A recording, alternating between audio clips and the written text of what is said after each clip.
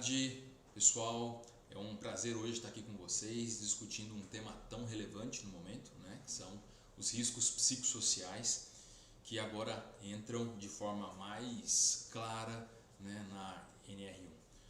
Hoje eu estou aqui, né, junto com a Júlia dando suporte e com a Mayara, nossa engenheira, que já se apresenta. Passa para mim.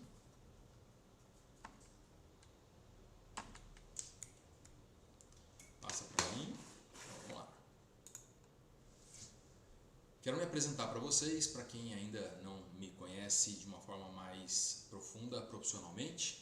Meu nome é Cássio, sou médico psiquiatra, trabalhei no Hospital Francisca Júlia, né, no CVV, trabalhei por 6 anos no Hospital Chuí de Psiquiatria, então é um tema que me agrada bastante. Falar de saúde mental, isso é uma coisa que, né, muitas pessoas negligenciam, mas é um tema que todo mundo vive ele, né?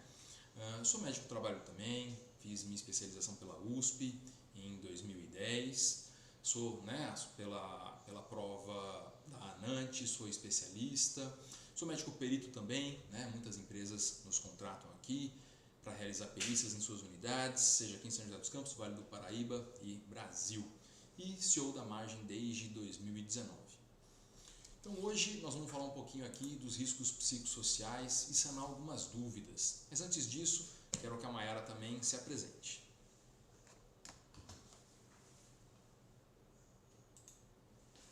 Ótima tarde, pessoal. Muitos já me conhecem, né? Ou seja, na sua empresa ou até mesmo em contato aqui. Meu nome é Mayara, eu sou engenheira de segurança do trabalho, atuo na Margem há um bom tempo e estamos aqui hoje para a gente falar um pouquinho desse tema, tirar as principais dúvidas, né? E a gente poder ajudar vocês da melhor forma possível. Então vamos lá. Primeiramente a gente vai explicar, né, o porquê que a questão da saúde mental ela veio à tona. Tá? O impacto econômico, né, que a saúde mental vem trazendo ao mundo inteiro, ele é imenso, né? A OMS estima que os gastos globais são cerca de $1 trilhão por ano, né? Uma coisa imensa, quase 6 trilhões de reais, né? Esse custo ele inclui tanto absenteísmos, que são faltas, que vocês já devem ter notado, né, junto à empresa de vocês. O presenteísmo, quando o colaborador ele trabalha na empresa, ele está ali de corpo presente, porém, né, a performance dele é muito aquém do habitual, né? E também os tratamentos e afastamentos. A gente sabe que um tratamento psiquiátrico ele é um tratamento moroso, né? Diferente de um acidente mais leve, onde uma semana, 15 dias esse colaborador retorna à atividade dele. Quadros psiquiátricos são mais morosos, principalmente porque muitas vezes o fator causador ou os fatores causadores daquele quadro, vamos falar um quadro depressivo, né? O paciente, né, o colaborador está exposto a ele, principalmente, né, se for em casa, se for a questões dos hábitos dele, se tiver alguma coisa de fato no trabalho, né, gerando essa situação. E as medicações psicotrópicas também demoram para agir, né? Então, algo de pelo menos aí de 30 a 60 dias para a gente ter um retorno, uma resposta, uma melhora desse colaborador para ele estar voltando às atividades. No Brasil, a Fiocruz, né, estima que esse gasto é em torno de 200 bilhões por ano, considerando os custos, né, tanto diretos quanto indiretos, fora a perda de produtividade. Quando um colaborador, voltando ao presenteísmo, quando o colaborador ele não se afasta, mas ele não está bem, né, ele pode inclusive estar doente, ele está ocupando um lugar e parece assim que a falta de produção dele vai impactando ainda mais na doença dele.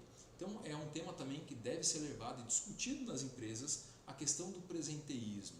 E uma dica, né, já fica aqui um bônus. O primeiro ponto, tá, como psiquiatra aqui falando, é que quando alguém tem algum transtorno mental, o primeiro ponto de tratamento, de melhora, é a conversa. Tá? Então quando a gente percebe que um colaborador não está bem, seja um gestor mais próximo, um RH, chamar esse colaborador para conversar é essencial. Eu vejo hoje todo dia, né, eu recebo aí ligações, né, de CEOs de empresas, diretores, gerentes de RH, técnicos de segurança, outros médicos do trabalho, me pontuando casos psiquiátricos, né, que iniciaram com afastamentos ou queixas E muitos desses casos eu pergunto a primeira coisa, mas o porquê, o que levou, o que está acontecendo com esse colaborador? E me assusta que várias respostas doutor, não sabemos que ele não está bem. Mas quer dizer, não que a gente tenha que ser invasivo, né? Agora, estender a mão para esse colaborador, tentar entender, tentar auxiliar, apenas com uma conversa, isso já ajuda muito as pessoas, tá? Então, esse é um ponto bem importante aí para todo mundo guardar. Não interessa se a sua empresa tem 5 colaboradores, 2 colaboradores ou 10 mil colaboradores. A proximidade de conversar, muitas vezes é uma coisa tão pequena, mas que para esse colaborador representa algo que de fato está fazendo ele sofrer, seja pessoal, seja no trabalho ou outras questões. Aqui ainda explanando números, né? Os transtornos mentais são a segunda maior causa de afastamento no INSS. Dá uma olhada nesse gráfico aqui, quando a gente pega de 2023, que tínhamos 283 mil pessoas afastadas pelo INSS, e aí em 2024, 472 mil pessoas. Olha, quase que dobra o número de afastamentos. Tanto por uma deficiência do INSS, uma vez que começou a julgar casos de aptidão e de afastamento, muitas vezes por documentação, mas como de fato por uma epidemia que está se vivendo. Por que está se vivendo essa epidemia? Por um conjunto de fatores. Tá? Não é somente pelo trabalho ou pelo trabalho, isso aí é um equívoco. Tá? O trabalho, de uma forma geral, ele protege a mente humana. Tá? Tanto é que desses casos de afastamento, aqui a gente vê a parte de quem está trabalhando, do Ministério da Previdência. Mas os casos psiquiátricos, ele tem agravado também na adolescência e na infância e quando o colaborador já está fora do mercado de trabalho, quando ele já está aposentado. Ou seja, a gente tem um maior nível de adoecimento em casos, em faixa etárias, onde o colaborador, a pessoa não está trabalhando. Então, já foram realizados inúmeros estudos demonstrando que o trabalho é um fator protetor. Obviamente, existem trabalhos que podem ter fatores de risco psicossociais e acabam agravando esse caso, sim, mas apenas para a gente não misturar que agora o trabalho que gera a doença mental. Não, tá? Aí são múltiplos fatores.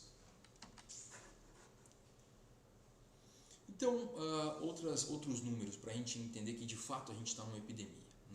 De acordo com a OMS, cerca de 1 a cada 8 pessoas em todo o mundo tem algum transtorno mental.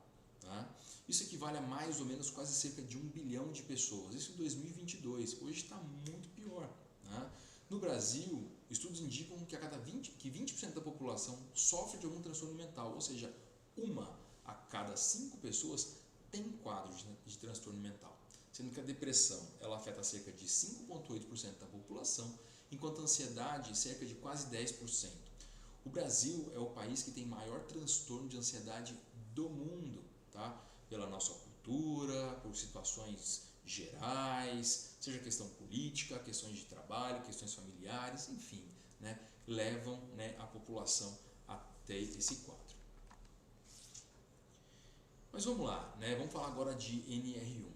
O que houve? Houve uma atualização, tá? Em setembro de 2024, e agora as empresas elas precisam mapear, gerenciar e controlar os riscos por meio de um plano de ação específico para mitigar os riscos psicossociais de cada empresa, de cada setor. Tá? Então, para entender, uma empresa ela possui, obviamente, diversos setores. Quanto maior a empresa, mais setores. São todos os setores que apresentam riscos psicossociais? Não sabemos.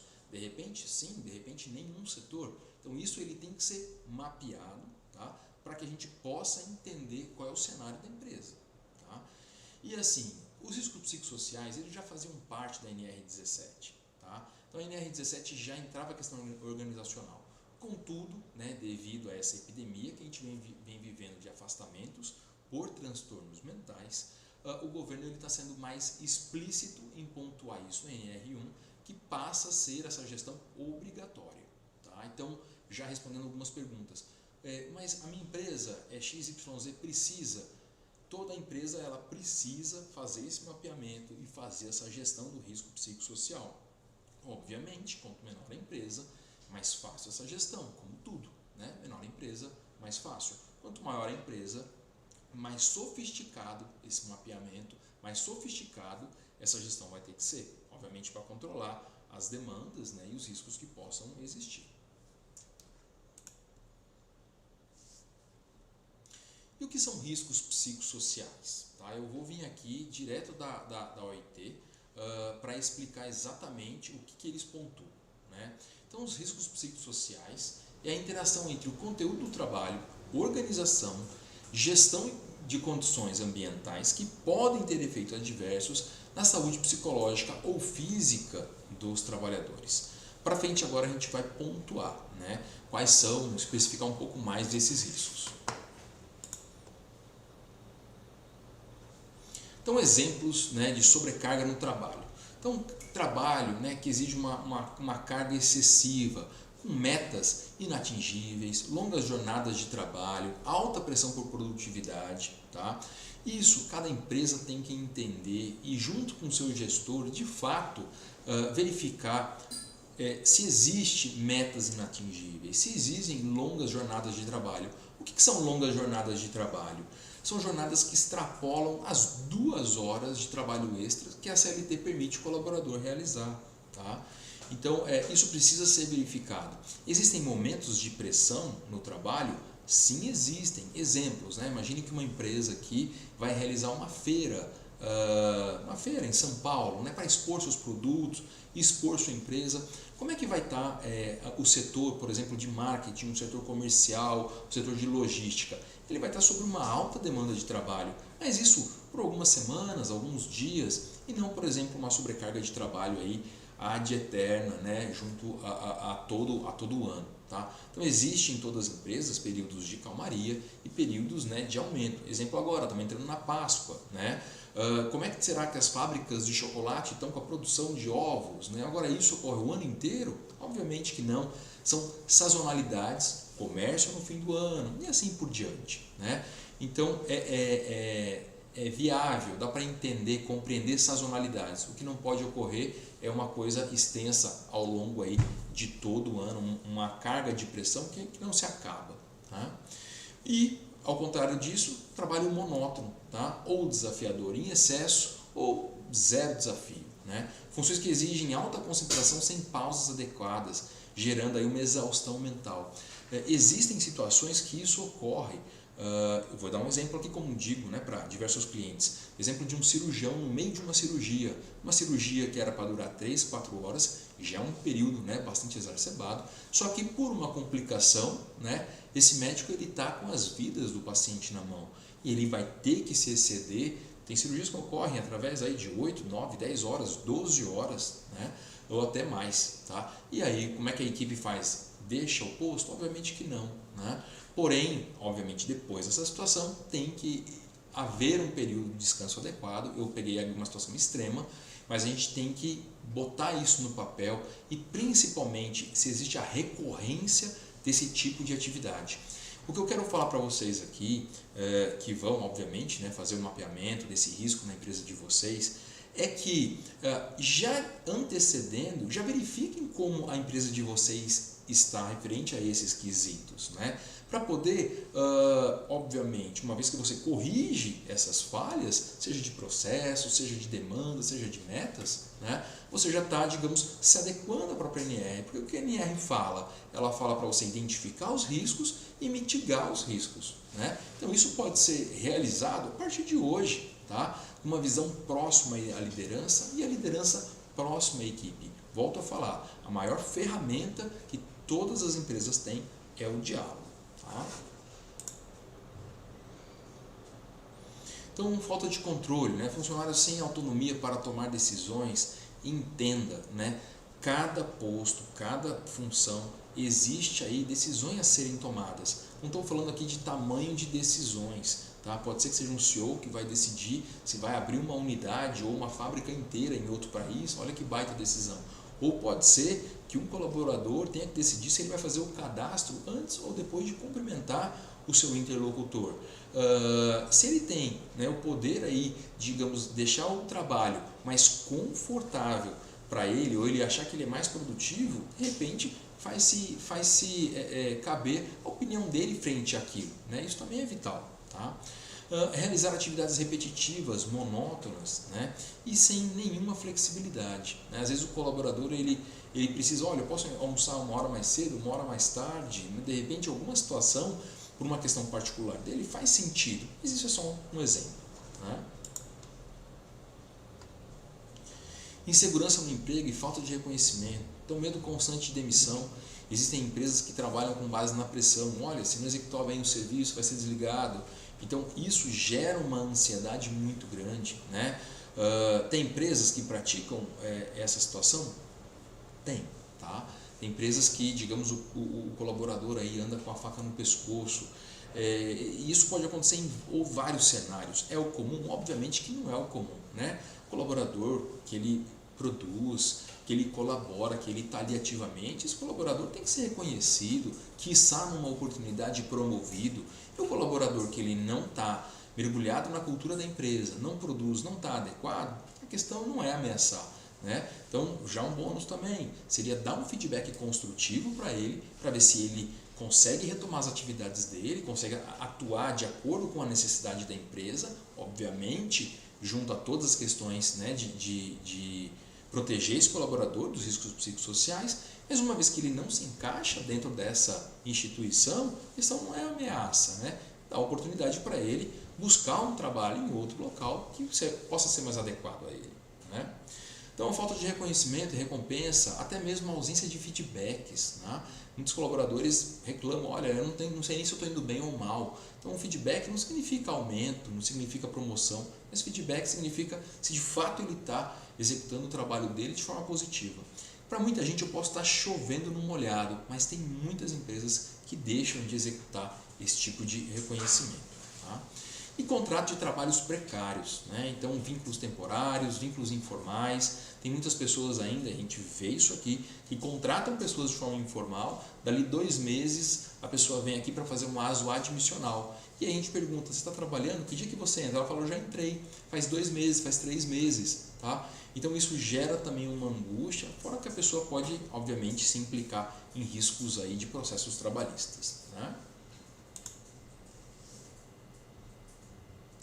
Relações interpessoais no trabalho, isso aqui é um item fundamental, né? E não interessa do que a gente está falando, se é uma fábrica, se é um escritório, se é uma fábrica de grande porte, né? Se é uma linha produtiva, logística. Então, quando a gente entra nessa relação interpessoal, se faz, né, muito parte da cultura da empresa, tá? Obviamente, começando desde o CEO, desde a direção, até o RH, passando pela liderança e chegando realmente em cargos, né, iniciais da empresa, né? Questão de assédio moral, humilhações, intimidações, cobranças abusivas, tratamento diferenciado sem justificativa. A gente sabe que o brasileiro ele tem uma relação muito próxima um com o outro, né? O que é muito bom, legal ser amistoso, mas já ouviram falar que excesso de intimidade estraga a amizade? Então, de repente, um excesso de intimidade de um colaborador, né, de um líder com a equipe, né, de uma forma muito jocosa, muito brincalhona, de repente acaba ofendendo alguém ou acaba, né, colocando a pessoa numa situação ali de humilhação e nem sempre está percebendo isso, né? Então isso tem que ser conversado, tá, com a liderança, e isso obviamente que a gente faz essa capacitação aqui dentro da margem, como falar posteriormente para vocês. A questão de assédio sexual está dentro da NR também. Mas isso, gente, eu acho que é uma questão que não se trata aqui nem de uma questão de comportamento. Isso é crime, né? Assédio sexual é crime. Então, investidas inadequadas, tratamento desrespeitoso, é algo que eu não era nem para estar tratando aqui. Mas, obviamente, está dentro da NR, assédio sexual é crime e isso tem que ser uma política de todas as empresas, né? Falta de apoio da liderança. Aí sim, existe aí uma situação que a gente identifica em várias empresas, onde a gente ouve e tenta apoiar, para que levar a harmonia entre as empresas. Quando a gente não entende que o colaborador está certo ou a empresa está certa, quando inicia um litígio, ou seja, uma briga, todo mundo vai perder, tá? Seja a empresa vai perder porque de repente teve um processo, vai ter que contratar advogado, assistente técnico, provar aquilo, isso, mesmo que a empresa ganha, olha o tamanho da dor de cabeça e o gasto que ela teve, né? E para o lado do colaborador que entrar em litígio, ele vai perder o emprego dele, ele vai estar num processo. Tem N colaboradores que entram se não estavam doentes, passam a ficar, porque entra um quadro de transtorno de ansiedade, obviamente. Os advogados, né, também, a gente tem bons profissionais, mais profissionais, a gente vê aqui em causas onde o colaborador que tem um salário, né, entre 2 e 3 salários mínimos, recebe a proposta que vai receber aí centenas de milhares de reais com aquela ação. Isso gera angústia, né? Então, assim, eu não vejo que... E ele vai perder, muitas vezes, essa ação que a gente acompanha. E isso o quê? Vai gerar adoecimento, né? Vai gerar promessas vazias, entendeu? Então, o que a gente busca aqui, né? Eu fui um pouquinho longe, mas voltando. Se a gente tem um apoio da liderança, se a gente tem um diálogo aberto para entender o que se faz sentido. Diálogo aberto não significa atender toda e qualquer demanda do colaborador, mas sim ouvir e escutar. E de repente ele tem razão em alguma demanda que a empresa pode atuar e mitigar qualquer situação que de repente era pequena e passou a ser nula, né? Então isso é bem importante, tá? Conflito entre trabalho e vida pessoal, tá? Então trabalho remoto sem limite, né? Então muitas vezes gestores, já acompanhei algumas empresas onde possui gestores que têm o celular da empresa e tem que responder esse telefone a qualquer hora, a qualquer dia, tá? Então assim, não faz sentido, né? A pessoa tem a vida pessoal dela também. Obviamente que existem emergências, sim, existem emergências onde você precisa comunicar com esse gestor, né? Mas assim, isso não pode ser uma rotina. Então, de repente, um recado que ocorre uma vez no mês por causa de uma falta, de uma situação, a comunicação ela é vital. Agora, de repente, tratar assuntos do trabalho de forma repetitiva, né? Isso pode aí gerar sim a questão do risco, tá? Jornadas extensas, impactantes, né? Onde às vezes o colaborador, que ocorrem, tá? Isso ocorre em algumas situações, por exemplo, em pessoas que trabalham embarcadas, tá? Então ela vai trabalhar embarcada e fica aí 3, 4, 5 semanas embarcadas dentro de uma plataforma petrolífera, né? Isso gera impacto na família e no lazer? Não tenha dúvida. Por mais que essa pessoa depois volte e fique um mês em casa, né? A vida dela é muito sazonal, isso acaba impactando, tá? Tem situações onde a gente consegue atuar para minimizar, agora tem outras que não, né? Pressão para estar sempre disponível, expectativa de resposta imediata. Hoje em dia, né, antigamente as pessoas chegavam no trabalho e existia um memorando de atividades, né, uma lista de atividades. Hoje em dia, com o WhatsApp, principalmente e-mail, as pessoas com 2, 3 horas de não responder já estão em cima, cobrando, né? Isso todos nós temos que nos policiar, né? Para não gerar uma demanda excessiva, porque de repente a pessoa está trabalhando em outra atividade que vai demandar 2, 3 horas para ela. No meu caso aqui, que eu posso exemplificar, uma perícia. Você está numa perícia dentro de uma empresa, né? Naquele momento você está 100% concentrado naquela atividade. Como é que você vai conseguir responder outras demandas, né? Que podem existir também, obviamente, na empresa de vocês?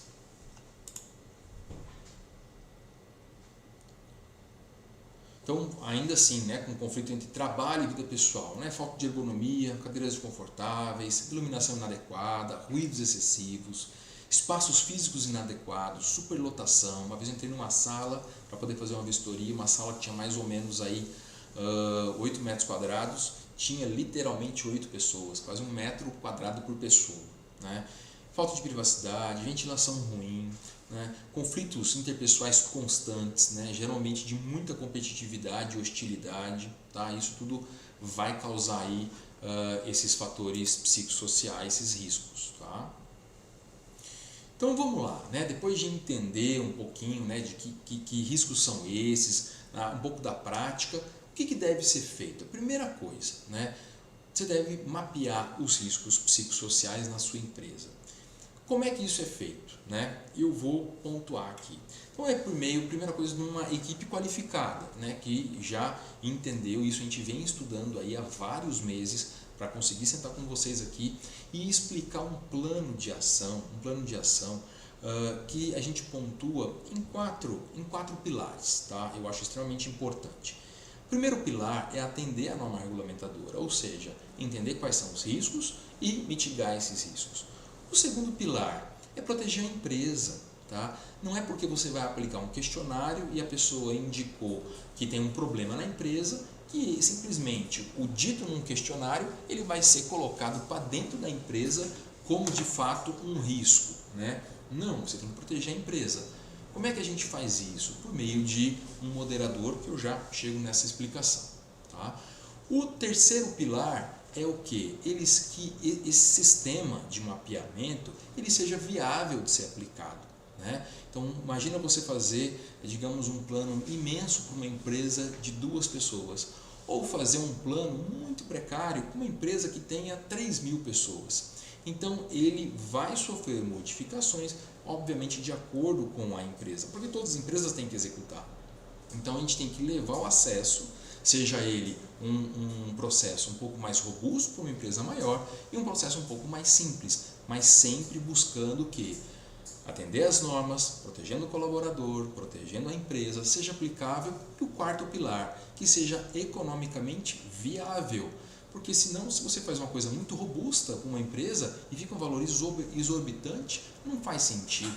Né? E também, se a gente faz alguma coisa, né, que não tenha nenhum custo, como é que isso é aplicado? Como é que esse trabalho é realizado? Então, a gente está pensando, né, pensamos em todos esses 4 pilares para que o trabalho seja executado de forma plena. Tá? Vamos lá. Então, esse aqui é o questionário, tá? Que é uma das ferramentas, que é um exemplo, tá? Que a gente pode utilizar para poder fazer uma parte do mapeamento dos riscos psicossociais na empresa. Mas a gente vai fazer só o questionário, que colocar no questionário está válido? Não, o questionário é um termômetro. Tá? Depois de a gente aplicar o questionário em toda a empresa, em todos os setores, tá? Precisa todo mundo responder? Não é que precisa todo mundo responder. Quanto mais pessoas responderem, mais fidedigno vai ser. Tá? Obviamente que para aplicar o questionário, a empresa, né, através do RH ou através, né, de orientações que nós damos por RH, tem que orientar os colaboradores a responderem de forma consciente e responsável o questionário. O questionário ele é respondido através de uma plataforma nossa e ele é anônimo, onde vai ser identificados os riscos por setores. Né? Então a gente consegue mapear esses riscos por setores. Tá? Depois que a gente fazer a aplicação dos riscos, a gente vai entender quais setores apresentaram algum tipo de risco. E aí a gente vai ter sim uma entrevista com o moderador, né?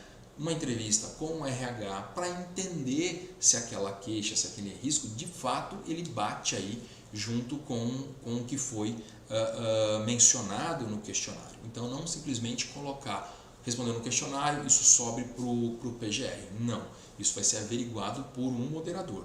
Tá?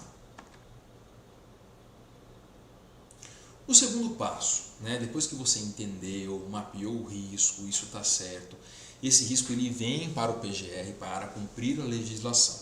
Depois que você entendeu o risco, então, você tem que aprofundar, né, as causas e fatores que levaram esse risco. E isso tem que ser feito por meio, obviamente, né, do moderador, do RH e, obviamente, da direção. Porque se a direção também não entende o que está acontecendo, sem esse apoio, né, da direção, dificilmente vai conseguir mudar alguma coisa, né, junto à empresa. Tá? O terceiro passo, tá, é o desenvolvimento de um plano de ação voltado para mitigar os riscos psicossociais. Então, um exemplo, tá? A gente tem lá no setor de logística que foi verificado que existe um excesso de demanda e uma falta de pausas. Um exemplo aqui. Tá? A primeira coisa é verificar se de fato existe isso. E aí, através de uma entrevista com um líder, com o RH, né, e junto ao moderador, de fato, constatou que de fato existe isso. Tá? Existe, então agora vamos colocar aí um plano gigantesco para a gente mitigar isso? Não, muitas vezes uma conversa com o líder seja suficiente para entender, opa, precisamos instituir aqui 2 pausas de manhã com colaboradores alternados que possam ir ao banheiro, para que possam fazer suas necessidades, para que possam ter um momento de fazer um lanche, um descanso, né? Mas tudo isso tem que ser verificado. Ou então não, uma dificuldade junto à liderança. Todo mundo apontou que uma liderança ali trata de uma forma um pouco hostil, um pouco ríspida. Será que um treinamento para liderança não faz sentido, né, para aquela equipe, para aquele setor? Né? E de repente esse líder nem tem esse feedback, nem sabe que ele está sendo, digamos, visto dessa forma. Né? E aí não o fato tá? De vamos dar um feedback negativo, desligamento. Não, vamos treinar pessoas, vamos construir líderes que possam, né, trabalhar e entender isso. Tá? E depois de a gente criar esse plano de ação com palestras, com workshops, né, junto às equipes, com treinamentos específicos, muitas vezes até com um monitoramento, né, de uma psicóloga, ou de um psiquiatra, ou de ergonomista, a gente possa aí elaborar um plano de ação que ele é executado durante um período, 3 meses, 6 meses, 2 meses. E após, né, implementar esse plano de ação, novamente realizar aí um mapeamento para ver se o plano de ação executado ele foi a contento, né, ele gerou aí essa mitigação desses riscos.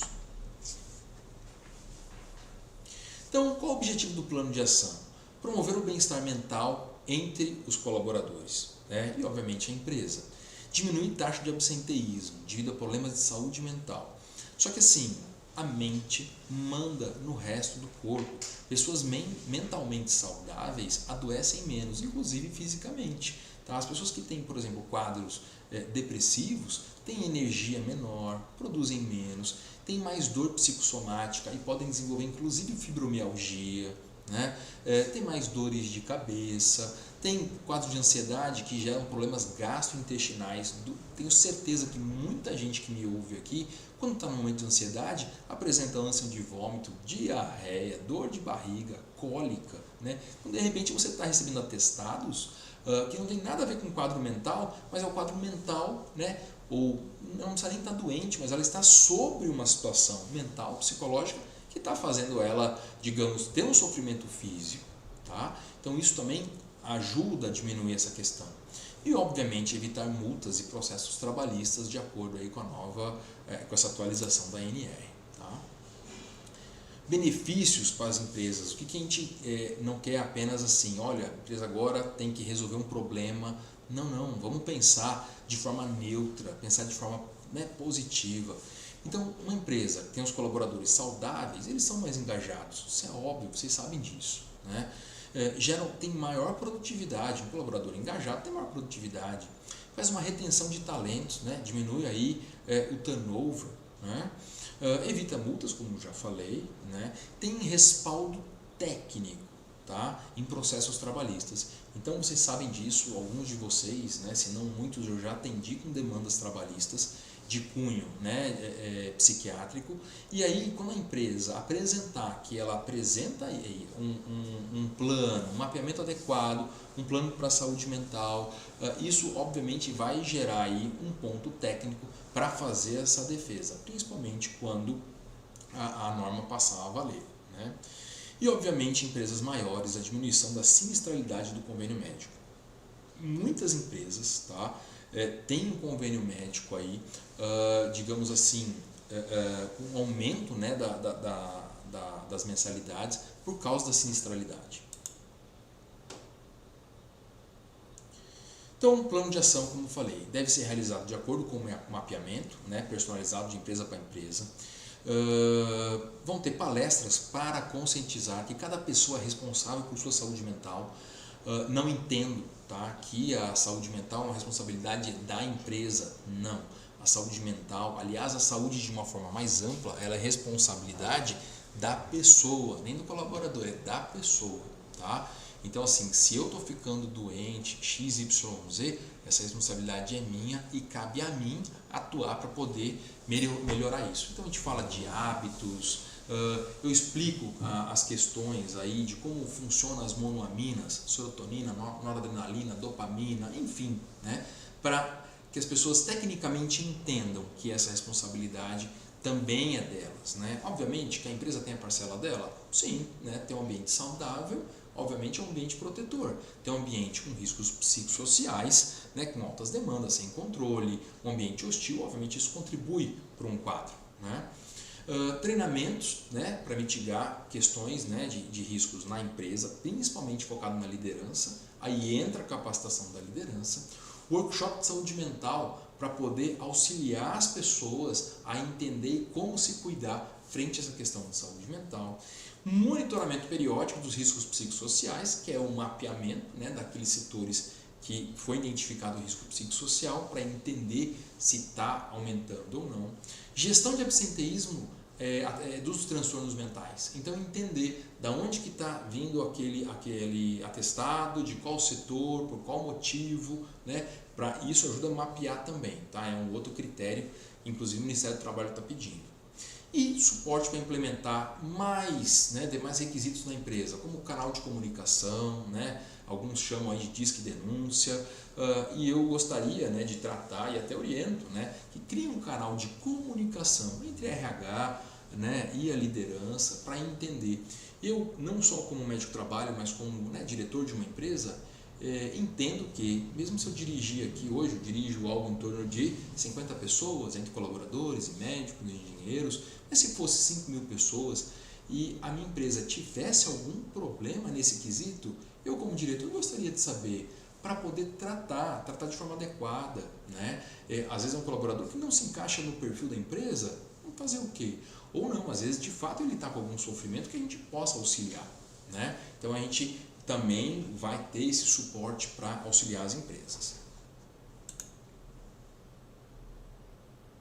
E aí, queria deixar aqui, né, uma frase interessante, que para mitigar os riscos psicossociais é preciso ajustar a cultura da empresa.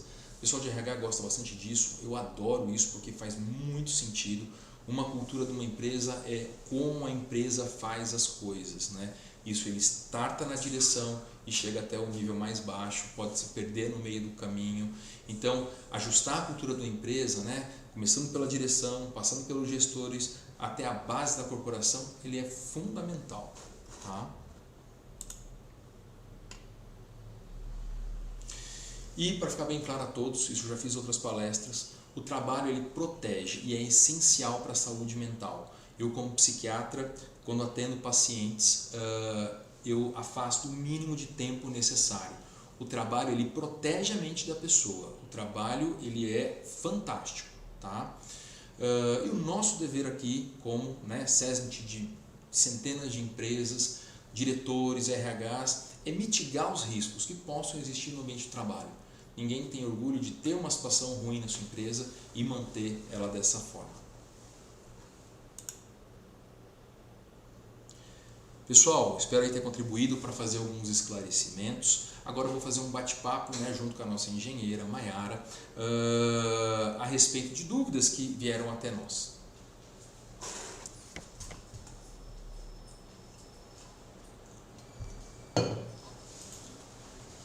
Doutor, eu queria trazer aqui algumas dúvidas que a gente tem escutado, até mesmo que gera dúvidas, né? Muitas dúvidas esse assunto, então eu queria trazer algumas para que a gente possa debater um pouquinho. A primeira delas, quando a gente fala de riscos psicossociais, a gente também remete a NR1.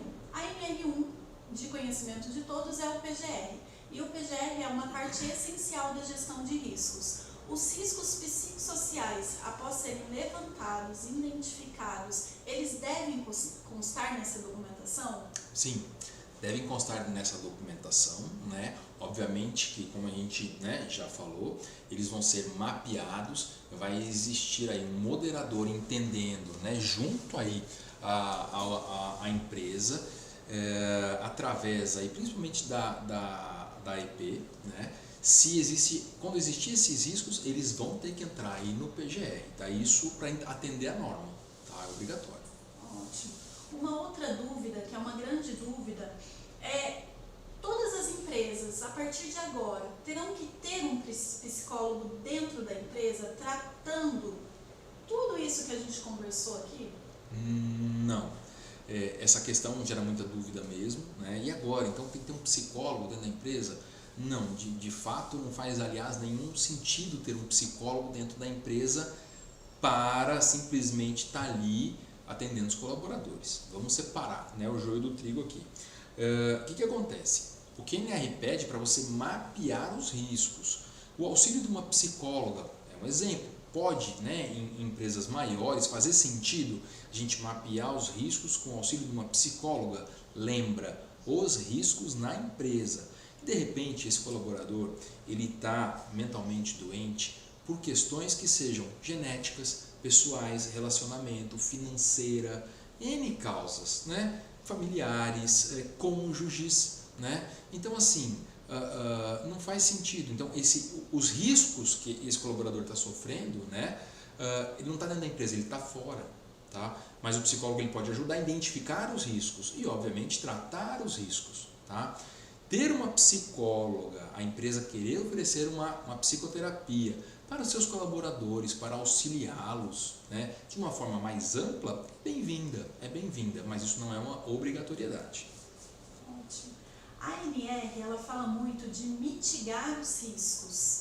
Quais são os principais fatores que a gente pode trazer, depois de identificar esses riscos, para poder mitigar eles e onde entra a margem nisso?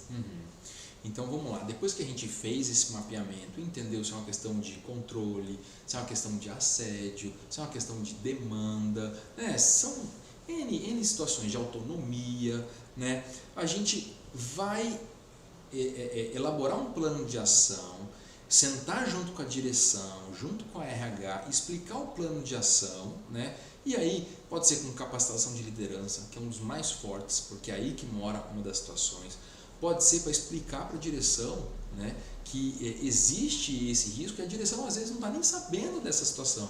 É uma situação tão habitual, só que o colaborador não fala, né? Como é que o colaborador não fala? Como é que os gestores vão saber disso? E aí muitas vezes um acerto frente a essa situação pode, digamos, levar aí ao bem-estar de todos, inclusive com aumento de produção, uma vez que o ajuste é feito. Tem colaboradores que às vezes reclamam do horário de almoço. Pô, o almoço é muito tarde, ou o almoço é muito cedo. Será que um ajuste de almoço, ou uma entrada, uma saída desse colaborador da empresa, ou uma questão, são questões que muitas vezes são mínimas, né, que pode ser ajustada e muitas vezes sem custo, né, pode trazer um maior conforto para o colaborador, um banco, uma cadeira, uma água, né, que de repente no setor ela é quente demais, e aí passa a ter uma água gelada, e essa era uma queixa dos colaboradores. Estou falando coisas que são, às vezes, até risíveis, entendeu? Mas assim, a gente ouve essas queixas, tá? E a margem, ela entra para o quê? Entender o que está acontecendo, passar e levar uma consultoria especializada em questões que podem ser, digamos, mais técnicas e, de fato, a ergonomia vai ter que ser aplicada para mitigar esse risco. Ótimo. Agora, pensando no mundo polarizado que existe hoje, né, nessa demanda, como a gente pode tratar um assunto tão delicado dentro das nossas empresas? Então, de fato, o assunto é muito delicado, tá? Todo mundo está muito preocupado com essa situação, tá? Logo mais vou falar aqui já uma outra notícia que nós tivemos hoje pela manhã do Ministério do Trabalho, né?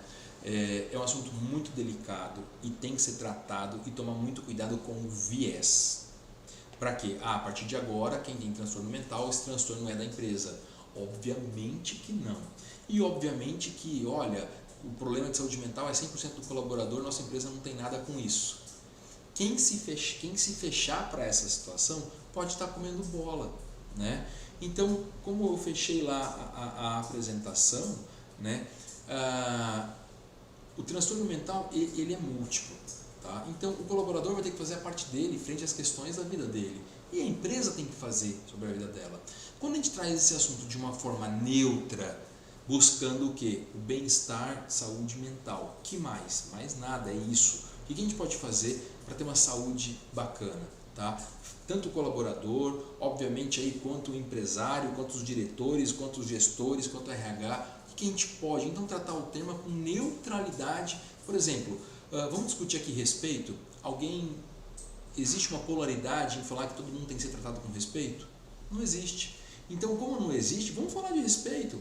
Vamos falar que limite, entendeu? Vamos falar a respeito de bullying, que é importante, que na escola é bullying, só quando vira adulto vira assédio. Vamos falar isso de uma forma de como controlar, como mitigar, como não fazer, ao invés de simplesmente vamos abrir um canal de denúncia, entendeu? Canal de denúncia, né, é importante, eu chamo de canal de comunicação, mas falar disso, que muitas vezes as pessoas brincam e nem percebem que isso está gerando, digamos, algum desconforto, né? A forma de cobrança, a forma de feedback, às vezes feedbacks negativos, pejorativos, né? Feedbacks que são dados no meio, né, da operação para todo mundo, como é que isso pode estar refletindo?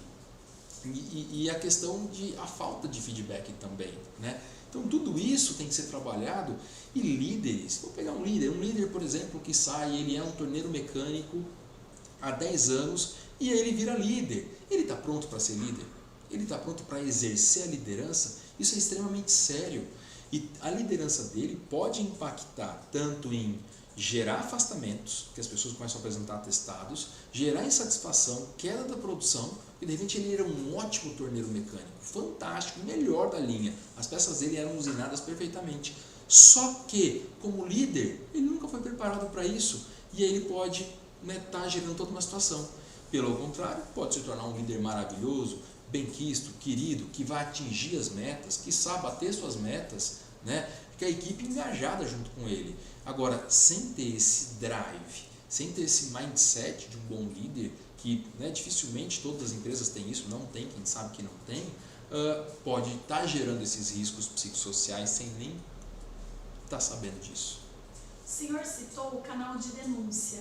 Então quer dizer que o canal de denúncia ele é obrigatório dentro das empresas? Então, o pessoal pontua muito isso, né?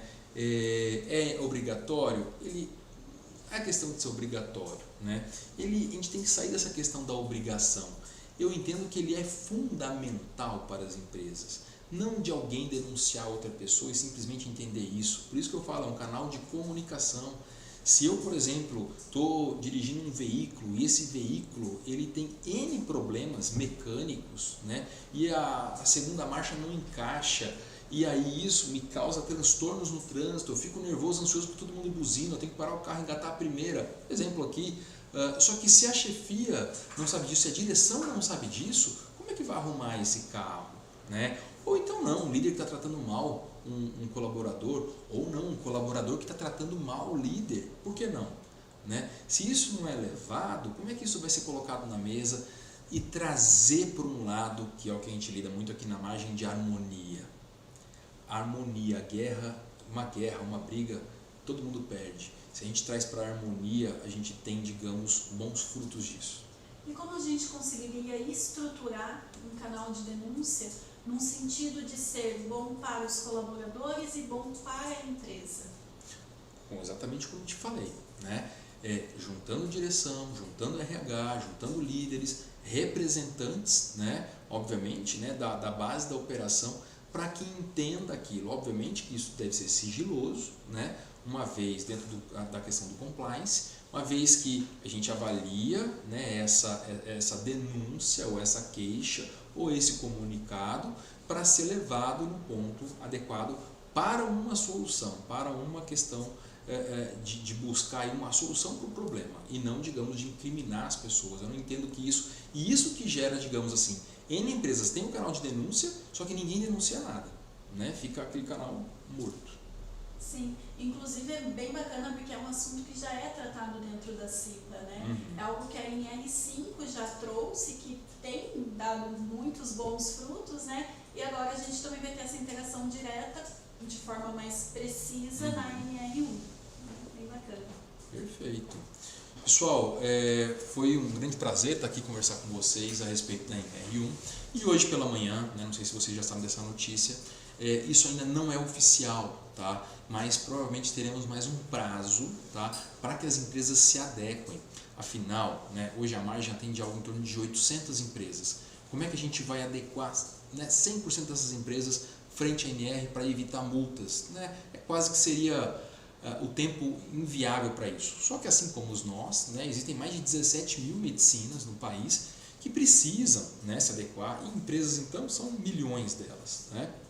Então teremos mais um prazo, não saiu nada oficial ainda, mas minha sugestão, né, venham fazer contato com a gente, nossa equipe vai entrar em contato com vocês para que a gente possa startar o mapeamento o quanto antes, tá? Fazer essa moderação do mapeamento quando se for necessário e startar os planos de ação. Não deixem para a última hora para que a sua empresa, digamos, seja prejudicada. E veja, não leve somente a questão da obrigatoriedade. Conforme eu falei nessa palestra, quando a gente tem um relacionamento melhor entre os colaboradores na empresa, a gente melhora a questão de absenteísmo, melhora a questão da produtividade, diminui a questão de turnover, diminui a questão de afastamentos e até mesmo de processos. Ok? Um grande abraço a todos e estamos aqui à disposição para atendê-los da melhor forma possível. Tchau, tchau, pessoal. Muito obrigada. E quem ainda não nos segue, não está inscrito aqui no nosso canal, até mesmo lá no Instagram, por favor, fiquem à vontade. A gente sempre libera notícias, todas atualizadas. Então, fiquem à vontade de nos seguir. Tchau, tchau.